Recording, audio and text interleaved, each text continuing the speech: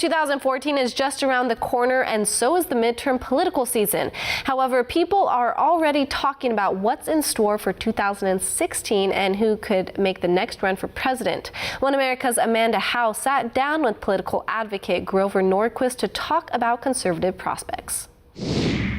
Here in Washington, it's never too soon to start talking 2016. During an interview, Grover Norquist of Americans for Tax Reform broke down for One America his top GOP stars heading into this next presidential cycle. 2016, I think, is very interesting on the Republican side. You have 5 governors and at least 1 senator who could look you in the eye and say, I'm going to run for president, and you wouldn't laugh. They could raise the money to get themselves all the way from start to finish in a campaign, and they have enough name ID that they wouldn't be spending all their money getting known. You start with Chris Christie, blue state, twice elected governor, cut $130 billion out of their unfunded pension liability problem. So he's never raised taxes, brought some taxes down, real progress. You go to Wisconsin, Scott Walker, successful Republican governor, dramatically changed labor law in that state. Government workers no longer have to pay $1,000 in dues to the unions to keep their jobs. You don't have to join the union if you don't want to, and you can stay and be a teacher without having to pay the unions. You don't have to pay the unions a special premium for your insurance, which you used to. You can buy insurance from anyone you want to, saving millions of dollars to teachers and to school districts. So he got gun control rolled back, got concealed carry laws passed in that state for the first time. So tremendous success there. Knows every successful fundraiser in the country because they all helped him on his recall election. So he's been elected twice already. Up again in 14. Scott Walker, governor of Wisconsin. Rick Perry, governor of Texas. He's been governor for 12 years, almost 14 years now. Most successful long-term governor in the history of this country. Nobody has governed as well as he has for 14 years in a row. Some people have been around for a long time with less success.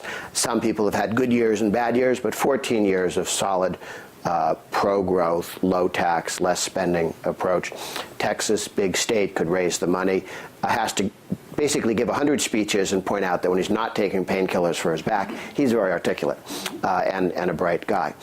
Jeb Bush, son of former president, brother of another president. That's the downside. People are tired of same old, same old. It's the argument against Hillary Clinton. We're not going backwards, are we? Jeb Bush has to overcome that. However, in his favor, he's been governor for 8 years in Florida, swing state, big state, important state, speaks Spanish, wife is from Latin America, successful, never raised taxes, successful reformer on tort reform as well as on education, and name ID, positive. Add to that Bobby Jindal, governor of Louisiana, very successful governor, turned a blue state red, got anti-corruption laws passed that nobody thought would ever pass in the state of Louisiana. Their corruption wasn't a problem, it was a way of life, and he has really dramatically reformed and improved that state in terms of jobs and opportunities, well known across the country, Indian American.